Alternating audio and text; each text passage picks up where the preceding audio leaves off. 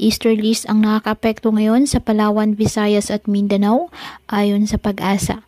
Samantala, wala naman tayong bagyo o low pressure area na minomonitor sa loob po ng ating PAR na maaaring makaapekto sa ating bansa. Sa nakalipas na buwan ng Oktubre, wala pong bagyong pumasok sa ating bansa.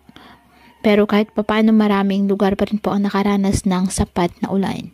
Ngayong buwan ng Nobyembre, 1 o 2 bagyo ang inaasahang mabuo o papasok sa Philippine Area of Responsibility ayon sa Pag-asa. At kapag nagkataon, ang susunod na pangalan ng bagyo na gagamitin po ng Pag-asa ay Bagyong Kabayan, Liwayway at Malilien. Ngayong araw, wala rin pong nakataas na gale warning sa anumang baybayin ng karagatan kung kaya malaya pa din pong makapamalaot ang ating mga kababayang mangingisda at may maliliit na sasakyang pandagat.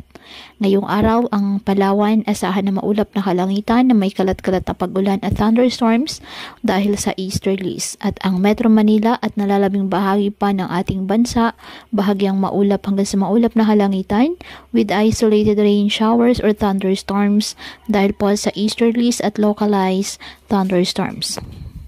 Kaya patuloy po na pinag-iingat ang ating mga kababayan sa banta po ng mga pagbaha or landslide, lalo na kapag may malalakas na ulan, at ugaliin po na magdala palagi ng payong o kahit anong panangga sa ulan kapag lalabas ng ating mga tahanan.